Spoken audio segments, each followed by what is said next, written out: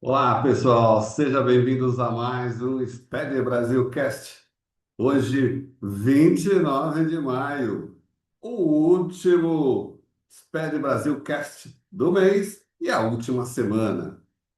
Hoje, para os atrasados, hoje é dia de imposto de renda também. Está na loucura aí atrás dos comprovantes, dos informes, de, de revisão dos informes, está tudo aí, né? Ixi, ah, é o aviso do LinkedIn. Deixa eu tirar aqui. Pronto. Bom, pessoal, temos aí uma pauta grande, muita novidade hoje. Tem novidade que eu não posso contar hoje, vocês vão saber amanhã ou segunda-feira. O portal novo do SPED está aí e a pergunta que vocês estão fazendo é: afinal de contas, os caras estão melhorando, é, fazendo uma maquiagem no portal do SPED, porque não vai acabar? Será? Aguarde novidades. Bom, eu já falei para vocês que o Bloco K não tem como acabar, né?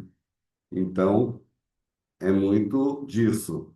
Você tem algumas coisas que lá em 2033 talvez se tenha uma solução para atender o Bloco K. Por enquanto, fica aí melhorando a maquiagem e ele leva a erro, né? Porque aliás, eu vou comentar com vocês.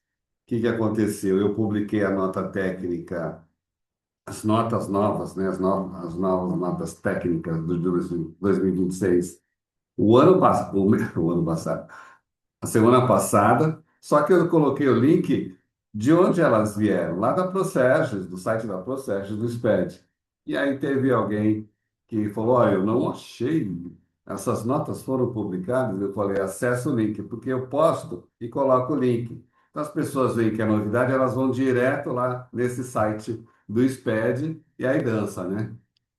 É isso que acontece. Renato Concórdia, Simone Pérez, bom dia. Então, isso acontece. Se não acompanha a gente, sinto muito, passa mico. Bom, gente, vamos tratar dos nossos temas, porque são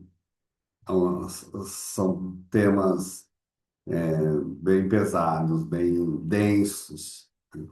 Eu sei que vocês estão aí no trabalho da reforma tributária, no trabalho de mapeamento, de preparação, de discussão interna, né? E uma das coisas importantes do mapeamento é sobre as perguntas. Quem está fazendo as perguntas? Né? Contratar uma consultoria, ou às vezes eu conheço empresas que estão fazendo internamente. Será que as perguntas estão certas? Precisa tomar cuidado com isso, né? Eu sempre falo da frase de Einstein, né? Não são as respostas que movem o mundo, e sim as perguntas, porque elas fazem pensar. Eu já dei meu exemplo aqui, né? Eu fui numa palestra lá no Sul, fiz a palestra. No final, o tesoureiro perguntou o que que eu vou fazer com o meu encontro de contas. Olha que pergunta fantástica, ninguém estava olhando para isso. Encontro de contas tem no setor de construção civil, tem no setor no agro, então, pelo amor de Deus. Então, a gente levou essa questão para o fisco e é aquela história, documento a documento, elas têm que serem documentadas, elas têm que ser documentadas, não tem mais essa história de, eu te entrego A, você entrega A, baixa o estoque aí como perda e um abraço. Não pode. E o nosso SPED Brasil Cast hoje está cheio de perguntas. Muitas perguntas. O fisco postergou o prazo para você sugerir e fazer questionamentos sobre o RIBS, né? Olha, está faltando isso, está faltando aquilo. Como que eu vou tratar X? Então, ganhamos 15 dias aí. Temos reunião na semana do dia 8, né? Segunda-feira, mas a reunião começa dia 9 e vai até quinta, pois na sexta tem reunião online, tá? Basicamente, a gente está levando tudo que é questionamento da operação. Porque uma coisa é a legislação em si, mas e a operação? Precisa de ter perguntas, perguntas inteligentes, perguntas profundas, eivada não vou dizer orientada ao RIBS, mas eivada com as informações que estão no RIBS. Você viu a nota técnica 1.2025.002140? Tem que decorar todas, tá, gente? É um sufoco isso, tem muita nota técnica. Ela trouxe uma série de novidades por conta da legislação. Tudo que está sendo desenvolvido, gente, é baseado na legislação, é, inicialmente da lei complementar 214, depois teve agora mais recente ajustes da lei complementar 227/26, e ela já derrubou o item, né, que foi o evento de consumo pessoal, né, para estornar os valores. E eu vou comentar sobre ele aqui porque é bem interessante. O que nós temos aqui agora? O relógio tributário, né? O artigo 11. Você já leu o artigo 11? Pega um papel, uma caneta, um lápis, o que você quiser. Coloca na tela e vai escrevendo, gente. É assim que a gente decora também, tá? Porque a gente vive num mundo muito scanner, leitura scanner, Instagram scanner, rapidinho, já, ó, já estou assistindo o vídeo. Não, precisa estudar. E lógico que se você fizer uma análise fria, que você tem lá no artigo 11 da Lei Complementar 214, aliás, que foi. A gente está ainda falando da 214, mas eu já passo para o RIBS. Ele fala: considera-se o fato gerador do IBS no momento do fornecimento, nas operações com bens ou com serviços, ainda que de execução continuada ou fracionada. Parágrafo primeiro desse artigo fala o que é fornecimento. É entrega ou disponibilização de bem material. E eu já falei desse impacto, né? Se não me engano, é o B12 que trouxe. Eu não lembro de cabeça agora se as tags é o B12, é o B 112, que traz lá o ajuste de competência. Se o fornecimento for dentro do mês da venda, ok, ajuste de competência. Mas e se for fora? Aí fica a seu critério, já discutimos isso, de mudar o regime de competência. Você já discutiu isso na sua empresa? Então vamos lá, parágrafo primeiro, o que é fornecimento? É entrega ou disponibilização do bem. Quando que você está entregando? No mês? Depois você tem disponibilização do bem imaterial, inclusive direitos. Olha só. Início do transporte quando iniciado no país. Isso no 11. O término do transporte quando iniciado no exterior. Vou te mostrar uma pegadinha. Término do fornecimento no caso dos demais serviços. E depois você tem quando o bem é encontrado desacobertado de documento fiscal e aquisição em leilão. Beleza, tá? Olha a pegadinha. Francisco, bom dia. Então, o fornecimento aí é o gatilho do imposto, a gente já falou disso, acabei de dar o exemplo, né, sobre esse cenário. O problema é quando você vai lá no parágrafo 2 que ele fala, para as administrações públicas, o fato gerador ocorre no pagamento, por causa do empenho, né? Você já teve esse cenário aí a sua empresa já vendeu para o governo, então ele tem essa questão do fato gerador por conta da administração pública, por conta do empenho. Eu estou atropelado aqui por causa da gravação aqui. Bom, agora o parágrafo 3 ele fala da questão da interpretação que você dá a isso. Porque olha só, o que ele diz? Nas operações de execução continuada ou fracionada, considera-se ocorrido o fato gerador na primeira, entre a exigibilidade da contraprestação e o pagamento. Não é qualquer serviço que você vai enquadrar nisso. Aí é setorial, é o gás, a energia, o telecom, água, esgoto, ou seja, o setor de utilities. E mais embaixo, olha como é interessante a leitura do- do- do- desse dispositivo. Depois, embaixo, ele fala das antecipações. Caso ocorra antecipações antes do fornecimento, serão exigidas as antecipações do tributo. Aliás, vamos falar sério, né? Essa questão da antecipação está pegando todo mundo de surpresa, né? Porque o que é antecipação para você e o que é antecipação para o físico? Bom, eu fiz uma venda hoje, vamos falar de venda, não quero nem tocar no serviço ainda. Estou fazendo uma venda hoje e o contrato prevê lá 20% na assinatura do contrato. Não estou falando de venda e entrega futura, estou falando que fechamos um contrato de abastecimento e o contrato fala que 20% na assinatura do contrato. Até hoje, não havia nenhuma tributação em cima dessa assinatura. Agora tem. Ah, mas é um contrato, não é um documento. Opa, é um contrato, e aí você tem sim uma tributação em cima disso.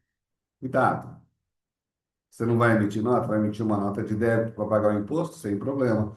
Lá no fornecimento, você vai quitar o imposto integral. Ah, mas eu tenho 10 fornecimentos parcelados. E qual é o posicionamento clássico? A cada parcela, lembra disso? O fornecimento é tributado numa entrega futura, você tem o quê? A tributação no fornecimento.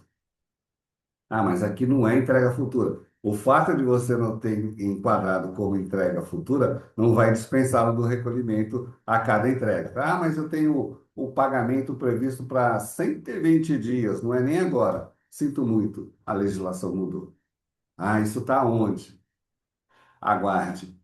Ah, o artigo 7º, ainda do 11, a extinção dos débitos permitirá ao adquirente a apropriação do crédito e os dois parágrafos mais perigosos que a gente fala, né? Que é de fazer tremer. O que acontece? O artigo 8º, diz o artigo 8º, parágrafo 8º, quando informado em documento fiscal a data de previsão de entrega, considera-se fornecida essa data. Ah, lembra da data de previsão de entrega? E embaixo disso, você tem, na falta de informação, considera-se fornecido na data de emissão. Então, a data de emissão ela continua vigente se você não colocar data de entrega. E por que que você colocaria data de entrega ou previsão da data de entrega? Por dois motivos.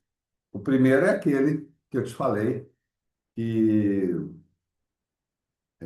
caso você queira mudar o regime de competência e esticar o vencimento para daqui 30 dias, beleza. O problema é que você vai ter que negociar com o cliente. O cliente está esperando o crédito dessa venda, dessa compra, no mês seguinte, na compensação lá é no dia 31. Ele não vai ter, porque você marcou a data de entrega efetiva no mês seguinte, e aí você negociou, você vai perder o cliente. Ah, você negociou, pôs no contrato. Claro que o fornecedor, né, caro cliente, o fornecedor poderá, a seu critério, adotar uma política de extensão do regime de competência em função da entrega dar-se no mês seguinte à venda. Estou chutando um texto aqui, porque o pedido foi feito depois do dia 25 e para preparar o pedido e entregar, faturou e passou. Isso acontece todo mês. Tem empresa que o faturamento do final do mês representa 30%. Mas, Jorge, eu não ouvi falar nisso. Você não ouviu falar, não vai, tá aí sim no layout. Agora, para o fisco não é interessante isso, gente. O fisco não quer saber, ele quer saber que você pague antecipadamente na emissão. Por isso que se não tiver data de entrega, vai na emissão. Beleza? Com isso, o que que acontece com a data? Ela passa a ser um fato gerador presumido, né? E lá no 112, o 112, eu vou mandar fazer uma camisa para mim, artigo 112, igual dos irmãos Metralha, porque lá é confissão de dívida, ponto final. Se você pegar a cartilha que o comitê gestor liberou, você vai ver tudo isso que eu estou falando na cartilha, tá? Não lembro a página, está até aberta aqui, mas eu não vou. Guilherme, bom dia. Aleph, bom dia. Na falta de informação, eu já falei, mas a cartilha que o fisco colocou, ele diz assim: o sistema de apuração assistida, aí a gente está lá na apuração assistida, vai nessa ordem: data de previsão de entrega, data de saída ou entrada, e data de emissão. Na realidade, é saída. O que que acontece? Ele vai seguir essa regra, como eu falei, se não tem data de entrega, vai pela data de emissão. A data de emissão é o último item que está na cartilha. E, principalmente, né, que ele diz, se a data prevista de entrega cair em período com nova alíquota, a nota deve ser emitida com a alíquota da data provável do fato gerador. Opa, isso não tem segredo sobre isso. A cartilha também diz que a data prevista de entrega define o período de apuração, acabei de falar isso para vocês, e que a data de saída é o segundo critério. Sabe qual é o problema? É que no regulamento não veio data de saída. No nosso regulamento, no RIBS. Então, é bem provável, certamente isso vai ser corrigido. Falando do RIBS, o que que ele traz? Ele traz lá no artigo 52, fornecimento, entrega ou disponibilização do bem, que a data efetiva da saída desapareceu. E aí, como é que faz? A gente vai ficar aí nessa transição até chegar ao novo RIBS. Só isso. Lógico que a nota técnica, ela tem esse papel, essa é a varinha de condão para corrigir desajustes da legislação, mas não pode inventar. Tem até gente que critica algumas coisas da nota técnica porque falta legislação, mas cuidado, porque está lá no CTN, né? O defasado CTN trata dessa questão e a gente discutiu isso lá no início do SPED, tá bom? Então, corre atrás dessas coisas que eu passei aí para vocês, hein? Cuidado.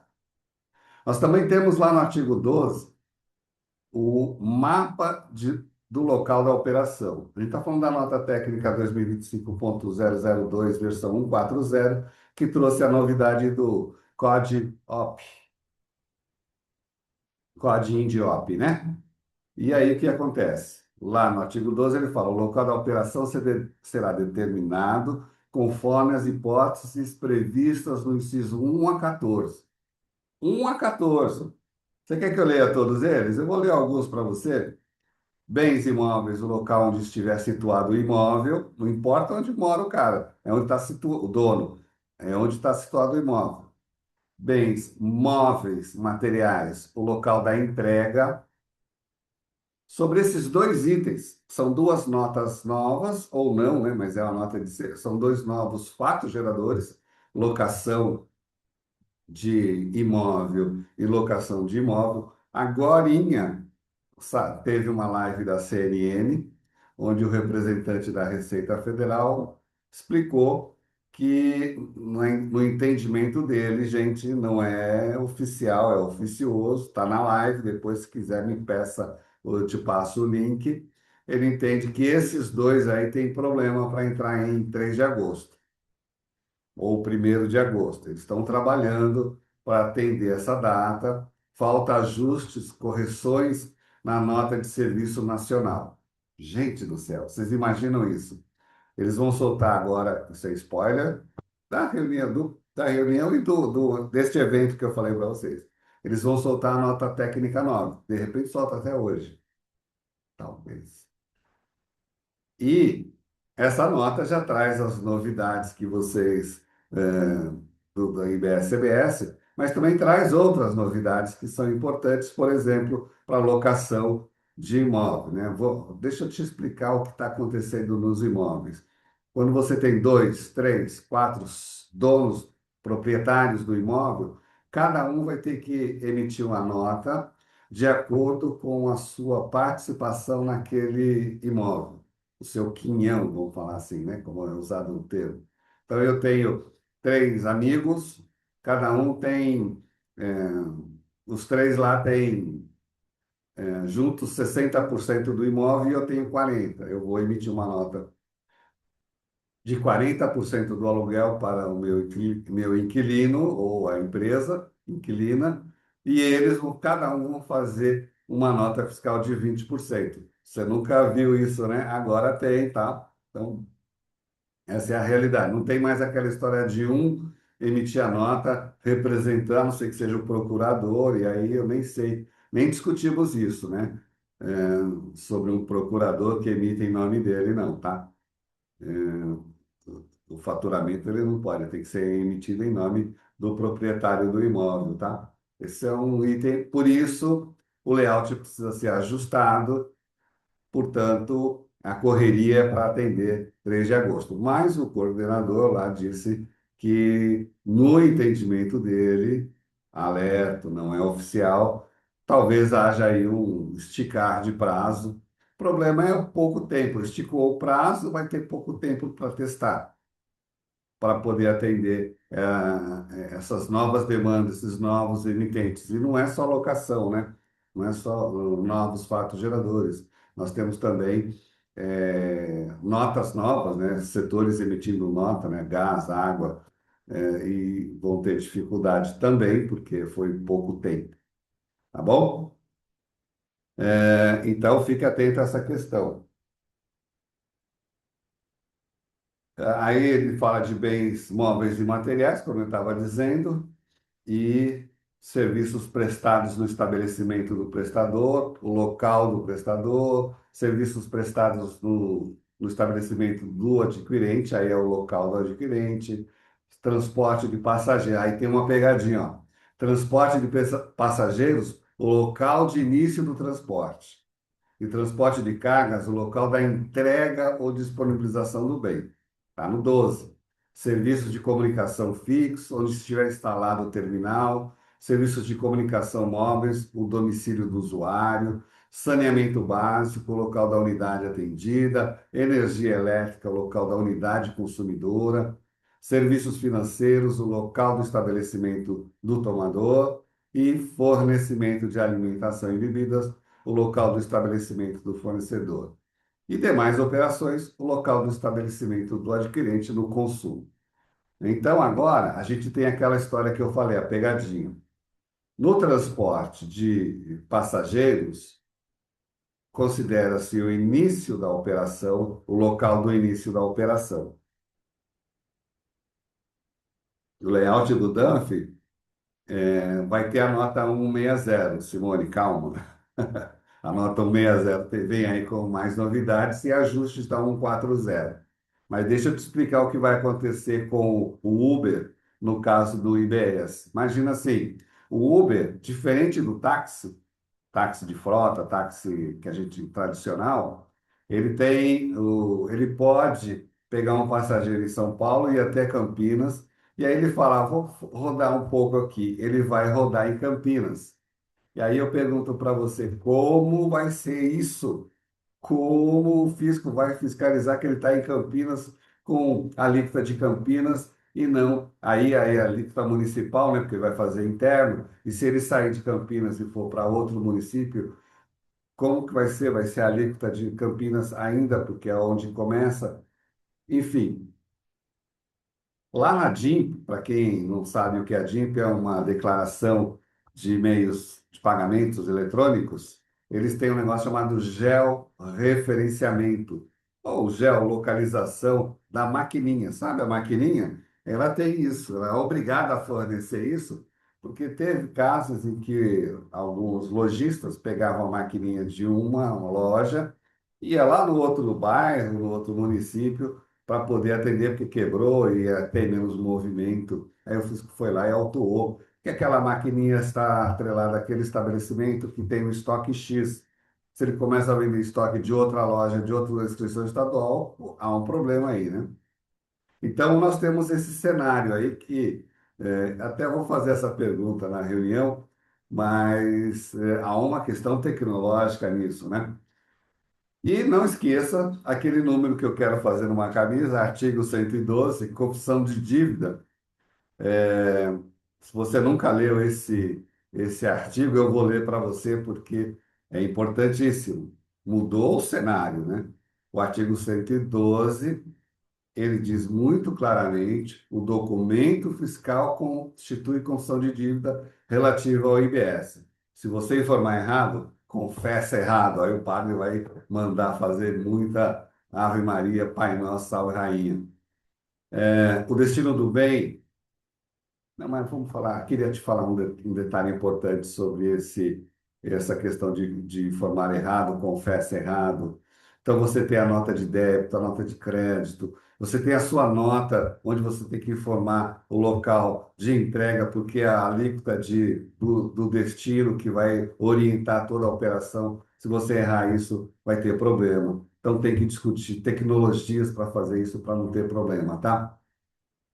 Para fechar, já estamos nos finalmente, o destino do bem. O Cleiton está perguntando e o Sindiop do DAM 55, quando utilizar? Falta publicar a tabela ainda, né? Calma. Eu acho que ainda vem primeiro a nota técnica 160 para depois chegar aos detalhes, tá bom? É, a gente está falando do destino do bem. O artigo 57, que sofreu alterações importantíssimas. Vocês vão ver que na 160 vai vir um evento que está faltando. E se você for lá no RIBS, então o 57 do 214 virou o artigo 62, 63 e 64 do RIBS. O que diz o 62 do RIBS? Considera-se de uso ou consumo pessoal, joias, obra de arte, bebidas alcoólicas, tabaco, armas, recreação estética. Isso a gente já está acostumado, não tem problema. Já está sabendo. Só que aí no artigo 63, logo abaixo, consideram-se de uso ou consumo pessoal os bens e serviços fornecidos gratuitamente ou abaixo do valor de mercado para sócios, administradores, empregados e familiares. Ele deu uma melhorada nessa questão. O 64 fala que fica vedada a apropriação de créditos, da aquisição de bens e serviços de uso e consumo pessoal. E aí ele põe um parágrafo primeiro. Os créditos deverão ser estornados mediante documento fiscal vinculado ao de aquisição, com indicação do valor do IBS e da pessoa física destinatária. Dois problemaços. Não é mais evento, o evento foi defenestrado, morreu. É nota de débito, com CPF, com rastro fiscal. Então vamos pegar assim uma empresa que entrega brinde para os funcionários no final do ano, brinde mesmo, cesta básica, sei lá o quê. Vai ter que ser por CPF. Pedimos, no caso de funcionários, para consolidar, para não ter que fazer um nota a nota para cada CPF, tá? Vamos ver se a 160 traz isso, tá? E se não trouxer, é punk. Dependendo do tamanho da empresa, imagina.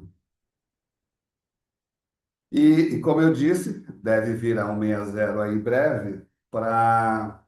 Lógico que o objetivo da nota de débito é ter o rastro fiscal, gente. Todo projeto, a reforma tributária vai tratar disso.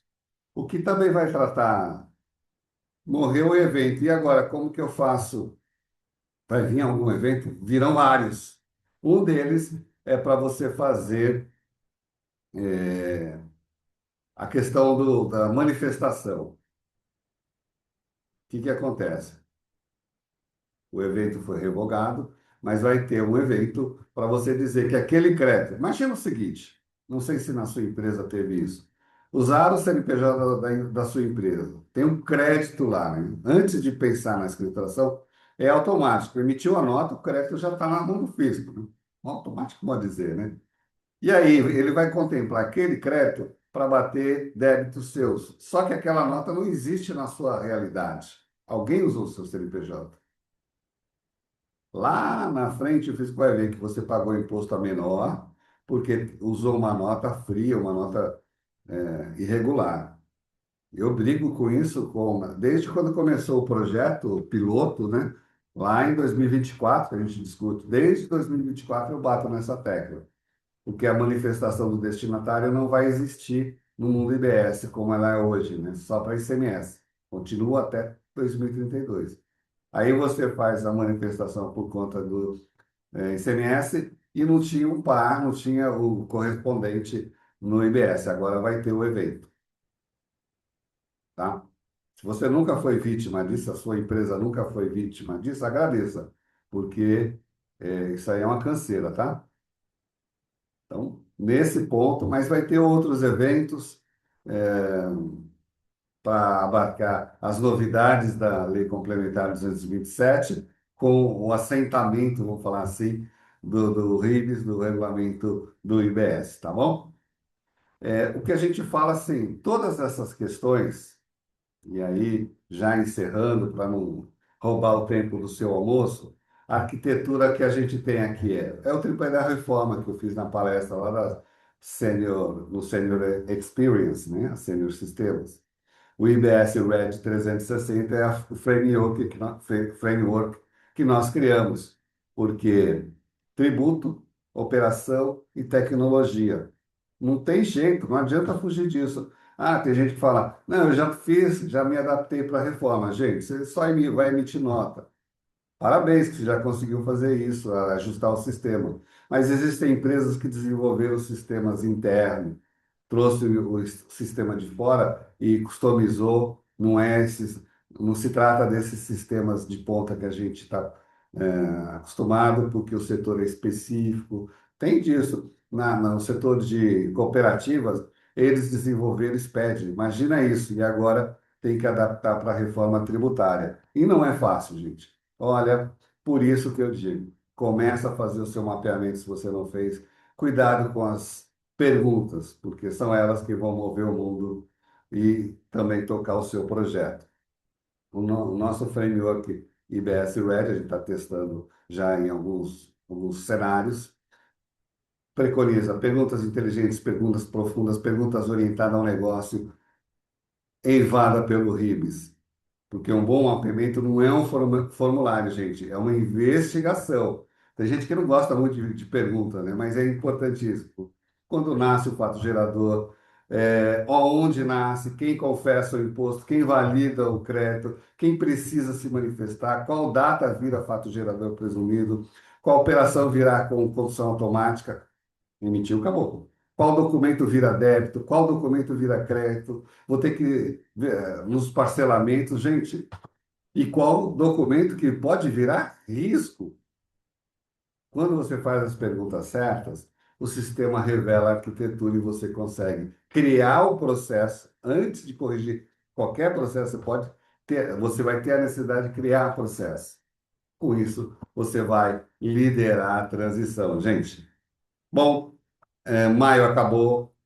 Eu desejo um feliz junho para vocês, com muito trabalho, muita orientação, e estaremos aqui em junho para acompanharmos sobre todas essas novidades. E eu garanto, junho vai ter muita novidade de reforma tributária, tanto de nota de serviço quanto de nota de mercadorias e os outros documentos. Não vou nem listar, porque senão a gente fica aqui um tempão.